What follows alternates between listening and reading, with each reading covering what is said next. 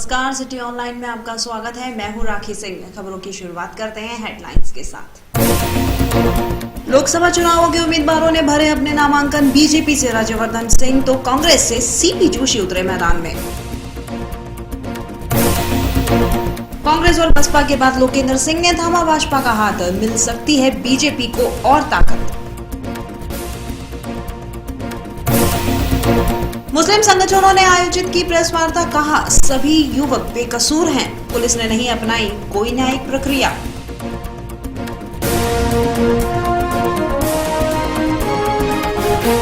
और अब खबरें विस्तार से। लोकसभा चुनावों को देखते हुए चारों ओर चुनावी माहौल बना हुआ है। वहीं राजस्थान में 25 सीटों पर हो रहे प्रथम चरण के मतदान के लिए प्रदेश भर में पार्टियों के प्रत्याशियों और निर्दलीयों ने नामांकन दाखिल किया। जयपुर कलेक्ट्रेट में नामांकन के अंतिम दिन सुबह से ही प्रत्याशियों ने नामांकन भरना शुरू कर दिया था। ये सिलसिला दोपहर 3 बजे तक चला। जयपुर ग्रामीण से भारतीय जनता पार्टी के उम्मीदवार ओलंपियाड विजेता राज्यवर्धन सिंह राठौड़ ने नामांकन दाखिल किया।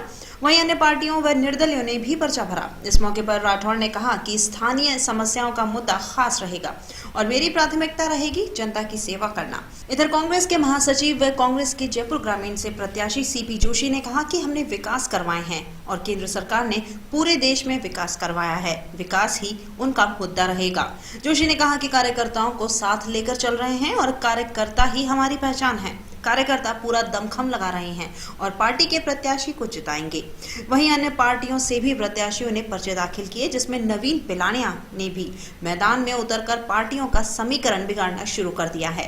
इधर जयपुर शहर की बात करें तो सांसद महेश जोशी ने अपना नामांकन दाखिल किया था। वहीं उसके सामने भाजपा के दिग्गज उम्मीदवार रामचरण बोहरा मैदान में है। दोनों पार्टियों में सीधा मुकाबला है, लेकिन आप पार्टी के डॉक्टर वीरेंद्र सिंह ने सेंध मारी है, जिससे कि पार्टियों के प्रत्याशियों को चिंता सताने लगी है।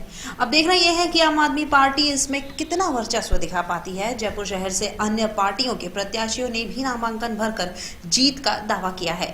वहीं बसपा सहित निर्दलीय पार्टियों के प्रत्याशियों ने दोनों ही बड़ी पार्टियों पर प्रहार करते हुए कहा है कि जनता इस बार दोनों ही पार्टियों को नकार देगी। कलेक्ट्रेट पर सुबह से ही कार्यकर्ताओं का जमावड़ा रहा तथा कलेक्ट्रेट सर्किल पर पार्टियों के समर्थक नारेबाजी करते हुए अपने प्रत्याशियों की जीत का दावा कर रहे हैं।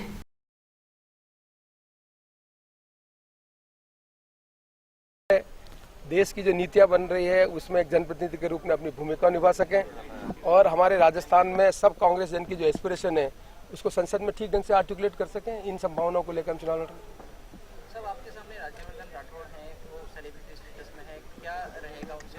कोई भी राजनीतिक पार्टी किसी उम्मीदवार बनाए मैं उस पर टिप्पणी नहीं करता, लेकिन संसदीय लोकतंत्र में प्रभावशाली जनप्रतिनिधि होने के लिए आवश्यक है कि उसको संसदीय लोकतंत्र का अनुभव अच्छा होता। विधायक के रूप में, प्रधान के रूप में, जिला पंचायत के सरपंच के रूप में कहीं न कहीं संसदीय लोकतंत्र की इन संस्थाओं की वो जिम्मेदारी निभाते तो शायद वो अच्छे ढंग से उसको अपनी बात को कहने का उन्हें अवसर मिलता। और ये राजनीतिक पार्टी पे वो किस आधार पर उम्मीदवार चयन करते हैं मैं उस पर टिप्पणी नहीं। सर, ऐसा कह रहे राज्यवर्धन राठौड़ को कैंडिडेट बनाने से आपको काफी आसानी हो गई। मैं इस बारे में आपका इन्फ्लुएंस है, मैं उस पर कमेंट नहीं करता। चुनाव होता है, राजनीतिक पार्टियां विचारधारा के आधार पर चुनाव लड़ती है। उम्मीदवार का भी एक महत्व होता है, लेकिन ये जो चुनाव हो रहा है लोकसभा का, उसमें मोटे तौर पर विचारधारा नीति बनाने का मुद्दा होता है। पार्टली जो कैंडिडेट है उसका भी होता है, तो ये तो उन पार्टी के ऊपर है उन्होंने क्यों इस बात से चयन किया। विकास जो होता है संपूर्ण विकास को लेकर चलना है, जिसमें मनुष्य, खेती, उद्योग, सड़कें, व्यापार, बच्चे, शिक्षा सबको शामिल करके चलना है। लेकिन खास तौर से मैं आपको कह देता हूं कि मुद्दों की बात नहीं है, उन मुद्दों को किस तरह से कार्यान्वित करा जाता है, उस पर चला जाता है, उसकी आज ज़रूरत है। एक साफ दिल और एक साफ मकसद की ज़रूरत है। मुद्दे तो बहुत समय से रहे हैं। तो मैं जयपुर ग्रामीण के सभी प्रत्याशियों को शुभकामनाएं देता हूं और ख़ास तौर से मैं जयपुर ग्रामीण के जो मतदाता हैं उनको शुभकामनाएं देता हूं कि आपके लिए कोई अच्छा प्रतिनिधि चुनकर आए, जो तजुर्बा है, जो बड़े नेता हैं, उनको मेरा सलाम। उम्मीद होती कि उनका जो बड़प्पन है वो बड़प्पन यहाँ के लोगों के काम आ जाता, ना केवल खुद के। मैं ये मानता हूँ कि जो भी मैंने सफलता पाई आज तक, चाहे वो खेल के मैदान में हो या युद्ध के मैदान में, वो सफलता अब लोगों तक मैं पहुँचाना चाहता हूँ। इसी दृढ़ निश्चय से जिस इच्छा शक्ति से मैंने यहाँ काम करा, उसी इच्छा शक्ति से, दृढ़ निश्चय से मैं अब राजनीति में लोगों के लिए काम करने के लिए आया हूँ। हमारे जो मुद्दे रहेंगे, खासकर सड़क, पानी, बिजली, ये मुद्दे हैं। आपदा, ये प्राकृतिक आपदा का भी हुआ है, किसानों का भी नुकसान हुआ है, ओलों से बहुत मार पड़ा है किसान, तो ये सारे मुद्दे होंगे।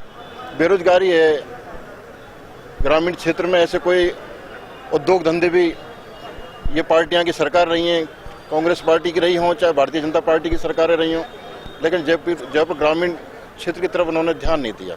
युवा वर्ग बेरोजगार है, ये सारे मुद्दे रहेंगे, हमारे चुनावी मुद्दे रहेंगे। जनता हमारे साथ में है।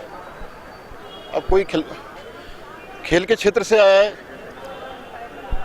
भारतीय जनता पार्टी के मैंने सुना है जो निशानेबाज रहे हैं उनके लिए टिकट दिया है, तो स्पोर्ट्स से आए हैं वो। लेकिन हाँ, कांग्रेस से भी उम्मीदवार आए हैं। पिछली बार उनका भीलवाड़ा क्षेत्र है, लोकसभा क्षेत्र, वहाँ की जनता ने उनको नकारा है, उनकी वहाँ हिम्मत नहीं हुई चुनाव लड़ने की, तो जयपुर ग्रामीण से चुनाव लड़ना चाहते हैं। एक बात बताना चाह रहा हूँ, कांग्रेस और भाजपा को, दोनों को ही मैं बताना चाह रहा हूँ ये बात कि इन लोगों ने, पार्टी के सभी लोगों ने देश के आम जनता को बेवकूफ बनाया है।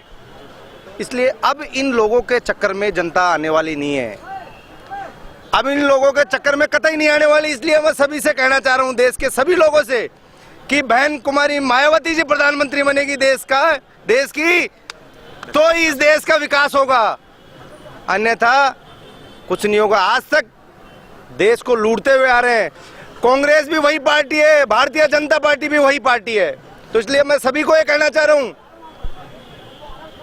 हर जगह मुस्लिम समाज को दबाया जाता है, हर जगह पे सभी समुदाय ने मुझे समर्थन देकर के 36 कौम ने जयपुर शहर के लिए मुझे चुनाव के मैदान में उतारा है, और मैं उम्मीद करता हूं ज्यादा से ज्यादा वोटों से जीत के बहन कुमारी मायावती जी के प्रधानमंत्री बनने में सहयोग करूंगा। देखिए, जिस प्रकार से भारतीय जनता पार्टी और कांग्रेस ने इस जयपुर का बेड़ा गर्क किया है, उसको देखते हुए ये एक पैराशूट से उम्मीदवार लाए हैं। आम आदमी की बात कोई नहीं करता, तो हमारा मेन मुद्दा यही है कि हम आम आदमी की बात करें, हम आम आदमी को राहत पहुंचाने का कार्य करें।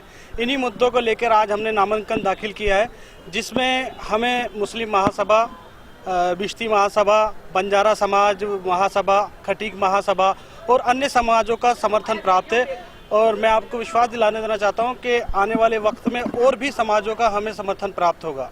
तक भारतीय जनता पार्टी की है, तो उनके जो एक शीर्ष नेता है जिनको प्रधानमंत्री पद के लिए दावेदार बताया जा रहा है, उन्होंने सबसे पहले अपने गुरु को सल्टाया, उसके बाद अब वो भगवान की सत्ता को भी लाने पर आ गए हैं।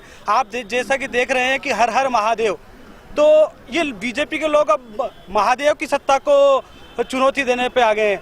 अगर मैं आप लोगों से पूछूं, अगर आप महादेव पे विश्वास करते हैं, तो मैं आप लोगों को विश्वास दिला देना चाहता हूं कि इनका पतन निश्चित है और महादेव इनको निश्चित रूप से सल्टाएंगे और इनका काम तमाम हो जाएगा। राजस्थान में बीजेपी ने मात्र एक महिला को टिकट दी है, जो महिलाओं के सशक्तिकरण पे कुठारा गाते हैं। इसलिए जमींदारा पार्टी ने यहाँ से महिला को टिकट दी है, ताकि हम बता सकें कि भी महिलाओं को हमारी पार्टी 50% आरक्षण या दिया है, यानी 50% टिकटें दी। हमने 6 उतारे हैं, जिनमें 3 महिलाएं 3 पुरुष को उतारा है। जयपुर से ये हमने टिकट महिला को इसलिए दी है कि अभी एक टिकट टोटल, और हिंदुस्तान में 22 टिकटें दी है टोटल बीजेपी ने। ये महिलाओं के साथ में विश्वासघात है और अत्याचार है।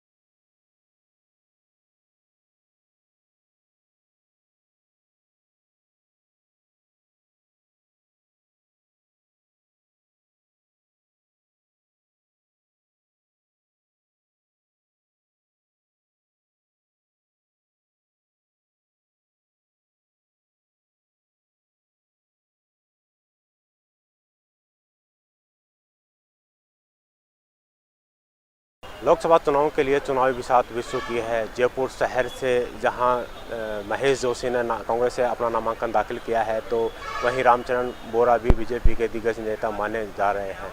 वहीं ग्रामीण की बात करें तो कांग्रेस से सीपी जोशी दिग्गज नेता है। वहीं ओलंपियाड के खिलाड़ी राजवर्धन सिंह ने अपना पर्चा दाखिल किया है। आज नामांकन की आखिर तारीख पर कई पार्टियों और निर्दलीय ने अपना पर्चा दाखिल किया है। अब देखना यह है कि कौन किस पे भारी पड़ेगा।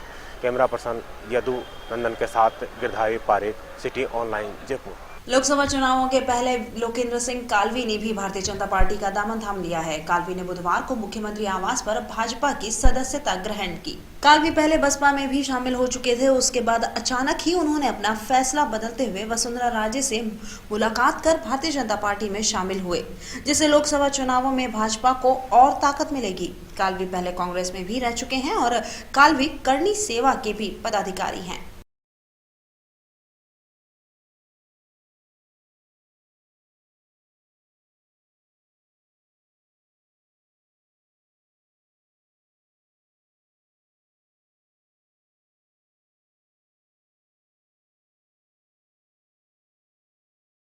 देखिए, इस समय है ना नरेंद्र मोदी जी की जो लहर है और उसको देखते हुए है ना पूरे देश में इस समय है ना एक माहौल ऐसा चल रहा है कि सारी पार्टियां ये चाह रही हैं कि है ना एक तो क्या उम्मीदवारी नहीं खड़ा करना चाह रही हैं। कांग्रेस में तो इस समय उम्मीदवारी जो है ना जो बड़े बड़े जो इस समय जो नेता बन रहे थे वो इस समय ना सब चाह रहे हैं कि हम इस समय इलेक्शन ही फाइट नहीं करें। तो आप ये देख रहे हैं कि जो है ना और पार्टियों की तरफ किसी का रुझान रहा नहीं है, वो सारे भारतीय जनता पार्टी ज्वाइन करने की कोशिश कर रहे हैं। और इससे एक अच्छा है कि देश में एक जो माहौल है नरेंद्र मोदी जी के पक्ष में, उससे है ना काफ़ी हमको सफलता मिलेगी। भारतीय जनता पार्टी है ना पूर्ण बहुमत है ना प्राप्त करेगी, यही हमारी आकांक्षा है। लोकेंद्र सिंह कालवी जी ने वसुंधरा जी से है ना भेंट करी थी आज सुबह, और उसके बाद है ना बीजेपी कार्यालय में अशोक परनामी जी जो प्रदेश अध्यक्ष हैं उनके सामने उन्होंने पार्टी ग्रहण करी है। और ना अशोक जी ने, हमारे प्रदेश अध्यक्ष जी ने उनको पार्टी की है ना सदस्यता ग्रहण करी कि है ना राज्यवर्धन सिंह जी बिल्कुल युवा हैं और है ना देश के लिए उन्होंने है ना सरहद पे काम किया है। और है ना उनका जो रुझान है उस समय है ना देखिए उन्होंने ना खुद के आगे बढ़ के जब विधानसभा इलेक्शन था उसमें पार्टी के लिए उन्होंने काम किया और उन्होंने ना उसी समय पार्टी ज्वाइन कर ली थी। इस तरह से कई युवा अपने पार्टी ज्वाइन कर रहे हैं। और ये जो आपको देखेंगे आप जयपुर ग्रामीण जो सीपी जोशी को है ना जो उन्होंने है ना खुद अपना क्षेत्र जो भीलवाड़ा में उन्होंने कुछ काम नहीं किया, वो कार्य है ना उनके लिए कि मैं वहाँ जीत ही नहीं सकता। राजस्थान में कई स्थानों से पकड़े गए युवकों के कारण मुस्लिम संगठनों में विरोध व्याप्त है। इसे लेकर बुधवार को संगठनों ने एक प्रेस वार्ता कर बताया कि पुलिस बेकसूरों को पकड़कर उनके परिवार की बदनामी कर रही है। उन्होंने कहा कि हिरासत में लिए गए सभी मुस्लिम युवक शिक्षारत विद्यार्थी हैं और उनको पकड़ने में कोई न्यायिक प्रक्रिया नहीं अपनाई गई है। पकड़े गए युवकों के परिजनों ने भी कहा कि हम मुस्लिम होते हुए भी घर में मंदिर बनाकर पूजा करते हैं और इतना होने के बाद भी हमारा लड़के कैसे मंदिरों पर हमला कर सकते हैं। इस मौके पर उन्होंने कहा कि इसमें मुस्लिम समुदाय में भय का वातावरण व्याप्त हो गया है। प्रेस वार्ता में engineer Mohammad Salim, professor M Hasan, Qazi Moinuddin सहित कई लोगों ने संबोधित किया।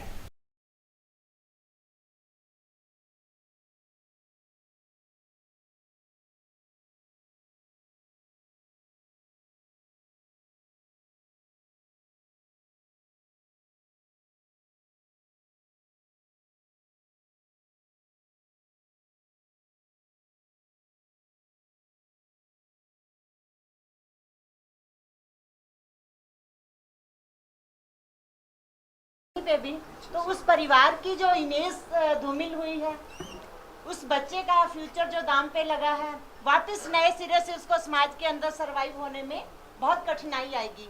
दूसरा जो मुझे लगता है, ये मैं कह रही हूँ अपनी तरफ से, चुनाव बिल्कुल सिर पे हैं और चुनावों के दिनों में हिंदू सेंटीमेंट को उभार के इस तरह की बात को सामने लाना बारिश और ओलावृष्टि से प्रदेश के किसानों की फसलें बर्बाद हो गई हैं। प्रदेश का किसान जमीन पर आ गया है, उनकी मेहनत पर पानी फिर गया है और किसान उदास होकर अपने भविष्य को कोस रहा है। वहीं सरकार ने किसानों की चिंता को देखते हुए और फसलों के हुए नुकसान का सर्वे करवाने के आदेश भी दिए हैं। वहीं नवलगढ़ के पूर्व विधायक नवरत्न सिंह ने आज कलेक्ट्रेट जाकर अतिरिक्त जिला कलेक्टर को ज्ञापन देकर मुआवजे की मांग की है, जिससे कि किसान इस नुकसान से उभर सके।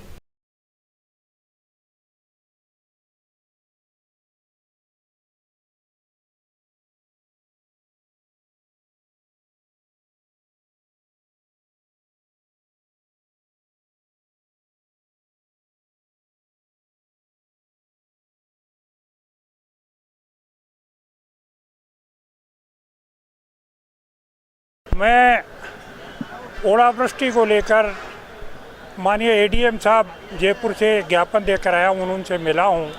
उनसे निवेदन किया है कि 2 बार, एक बार तो फरवरी में 26 फरवरी से लेकर 28 फरवरी तक और अब दूसरी बार 23 और 24 मार्च को भयानक ओलावृष्टि हुई है। उसे खासकर सारे राजस्थान और जयपुर संभाग में और विशेषकर जयपुर ज़िले में आसपास में जो फसलें हैं वो बिल्कुल बर्बाद हो गई हैं। उन्होंने मेरा ज्ञापन तो लिया और ये बताया है कि पहले का हमने सर्वे किया है, उसमें 11 करोड़ रुपए का सरकार को ज्ञापन भेजा है, लेकिन सरकार ने कोई पैसा नहीं भेजा है। इसके बदले मैंने ये कहा है कि इसका भी सर्वे करवाओ और ये पैसा अगर इनको भुगतान नहीं किया गया तो ये लोग आत्महत्याएँ करेंगे और स्थिति खराब हो जाएगी। इसलिए मेरा निवेदन है कि राजस्थान के किसानों को उनकी मार्फत ये ज्ञापन दिया है मुख्यमंत्री जी को कि राजस्थान के किसानों को उनका वाजिब हक है वो मिलना चाहिए। दूसरी जगह मुख्यमंत्री ये कह रहे हैं कि हमने आचार संहिता से पहले घोषणा कर दी, लेकिन केवल घोषणा से काम नहीं चलेगा। जिसकी बर्बादी हो गई है, जिसके किसान के पास पैसे नहीं हैं, उसकी स्थिति खराब है। इसलिए अगर आचार संहिता में कोई दिक्कत है तो चुनाव आयोग से परमिशन ले लो और इनको भुगतान होना चाहिए, राजस्थान भर में भुगतान होना चाहिए। और भुगतान नहीं हुआ तो किसान जो है वो भयानक आंदोलन करेंगे, स्थिति खराब हो जाएगी लॉ एंड ऑर्डर की। हम नहीं चाहते किसान की चुनाव के टाइम ये स्थिति बिगड़े। इसलिए मेरी ये मांग है कि तुरंत किसान को जो मुआवजा उसका बनता पहले बना है और जो अब आगे बढ़े उसका भुगतान होना चाहिए, नहीं तो किसान आत्महत्या करेगा। श्रीमद् भागवत कथा सप्ताह ज्ञान यज्ञ का आज पूर्ण आहुति के साथ समापन किया गया। कलेक्ट्रेट स्थित श्री जंगलेश्वर महादेव मंदिर में 20 मार्च से आयोजित श्रीमद् भागवत कथा ज्ञान यज्ञ में भक्तों ने कथा का रसपान किया। बुधवार को समापन के अवसर पर भागवत कथा वाचक श्री गिरधर गोपाल जी महाराज ने कथा का भक्तों को रसपान करवाया और श्री कृष्ण की लीलाओं का वर्णन किया। इस मौके पर भक्तों ने भी कृष्ण और राधा जी के दर्शन कर आशीर्वाद लिया। कथा के समापन पर यज्ञ में यज्ञ जनों ने आहुतियां दी।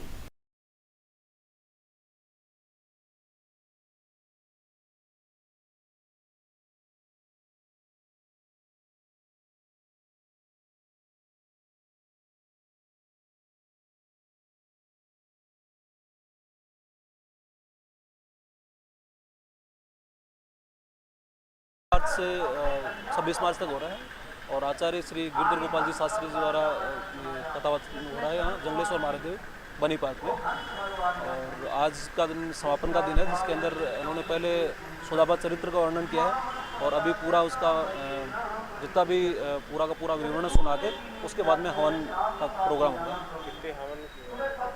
इसमें करीब 21 हवन वेदियाँ लगाई हुई है। 21 हवन वेदियों पे यहाँ बहुत श्रद्धालु आएंगे और वो बैठ के अपना हवन वेद करेंगे, फिर उसके बाद में पूर्णाहुति होगी। ग्रामीण गैर कृषि विकास अभिकरण रूड़ा और विकास आयुक्त हस्तशिल्प की ओर से JKK के शिल्पग्राम में चल रहे राष्ट्रीय क्राफ्ट मेले में कई स्टॉल्स लगी हुई हैं, जिसमें खरीदारों की संख्या बढ़ती जा रही है। हस्तशिल्प दस्तकारों को स्वदेशी व विदेशी बाजार उपलब्ध कराना एवं देश भर के परंपरागत हस्त निर्मित उत्पादों को बढ़ावा देने के मकसद से आयोजित इस मेले में करीब 150 स्टॉल लगाई गई हैं। इसके अलावा 40 दस्तकारों के खुले में उत्पाद लगाए गए हैं। मनोज वर्मा की ज्वेलरी, तिलक प्रभा की मिनिएचर पेंटिंग्स, धनराज के ब्लॉक प्रिंटिंग के परिधान, वेस्ट बंगाल की मुन्नी दास की ज्वेलरी, शाहनाज बानो की लाख की चूड़ियां, शहादत खान की चंदेरी साड़ियां इस मेले में शोभा बढ़ा रही हैं। तो वहीं उत्तराखंड के रविंद्र कुमार के जूट क्राफ्ट के बैग्स भी कहीं कम नहीं नजर आ रहे हैं। इसके अलावा मिट्टी के बर्तन, क्रॉकरी, आर्टिफिशियल ज्वेलरी, शिफॉन व जॉर्जेट की साड़ियां, लेदर पपेट्स, ब्रास के आइटम्स भी इस मेले में बिक्री के लिए रखे गए हैं। मेले में विभिन्न राज्यों व केंद्र शासित प्रदेशों उत्तर प्रदेश, मणिपुर, असम, उड़ीसा, जम्मू कश्मीर, कर्नाटक, केरल, तमिलनाडु, मध्य प्रदेश, राजस्थान व हरियाणा आदि के दस्तकार अपनी कलाकृतियों को प्रदर्शित कर रहे हैं। इनमें हस्तशिल्प की बेहतरीन कलाकृतियां, रंग बिरंगे परिधान, बांस व बेत के फर्नीचर, लखनऊ के चिकन परिधान, तिरुपति का काष्ठकार्य, कांजीवरम की सिल्क साड़ियां, पोखरन का टेराकोटा, कश्मीर के पश्मीना शॉल, गुलाबी नगर की ब्लू पॉटरी, सहारनपुर का फर्नीचर, खुर्जा की क्रॉकरी, बनारसी साड़ियां आदि उत्पाद आकर्षण का केंद्र बने हुए हैं। मेले में 17 अंचलों के दस्तकारों के कलात्मक उत्पाद डिस्प्ले किए गए हैं। राजधानी में बारिश के साथ ओले गिरने से मेले में सजाई गई स्टॉल्स में काफी नुकसान हुआ है। मेला रोजाना दोपहर 1 से रात्रि 9 बजे तक खुला रहता है। इसमें प्रवेश भी निःशुल्क दिया गया है।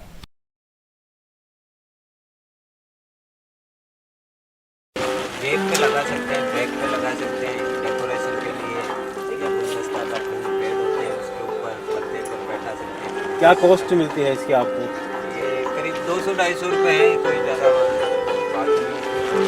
250 और आप कहाँ से आए हो? मैं यहाँ जयपुर डिस्ट्रिक्ट से हूँ और राजस्थान के रहने वाला हूँ, जो कि पास सवाई किसी का हैंडीक्राफ्ट के नाम से आता है और ये सालों से आते हैं, हम लोग बना के बुलवाते हैं।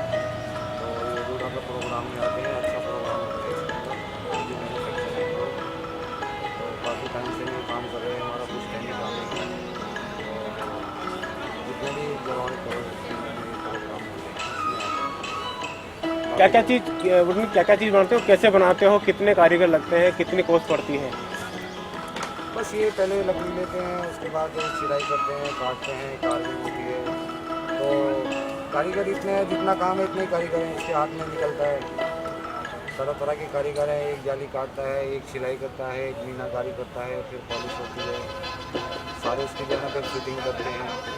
तो ऐसे ही जो पेड़ खड़ा हुआ है तो पेड़ को तो ये नहीं बना सकते, उसमें छोटे छोटे पीस काट के जो है ना फिर। अच्छा, ऐसे कारीगरी है तो कारीगरी कहाँ से सीखी आपने? कौन? हमारा अपने बुजुर्ग जो थे हमारे, उन्हीं से कारीगरी सीखी है। जो हमारे बड़े थे, कुछ टाइम बड़े तो उन्हीं से हमने कारीगरी सीखी है। तो आगे फिर ये हमने सीखा, आगे बच्चों ने भी सीखा है और बच्चे भी स्किल में हैं, वो भी काम कर रहे हैं।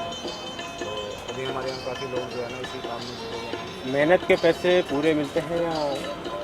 अब जैसे महंगाई के दौर है अभी तो बहुत कम मिलते हैं। तो अपना ये है कि अपना जो मजदूरी होती है अपने खुद हाथ करके हम मजदूरी करते हैं वो मिल जाती है, लेकिन इसमें जो है ना अभी मार्जिन नहीं रहा है लकड़ी लाने में। एक बार फिर नजर डालते हैं हेडलाइंस पर।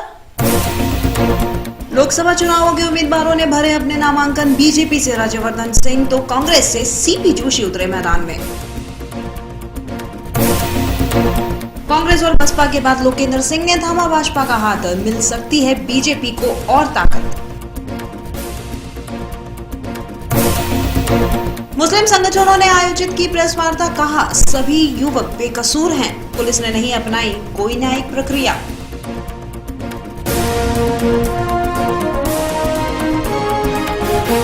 खबरों का सिलसिला जारी रहेगा, आप देखते रहिए सिटी ऑनलाइन।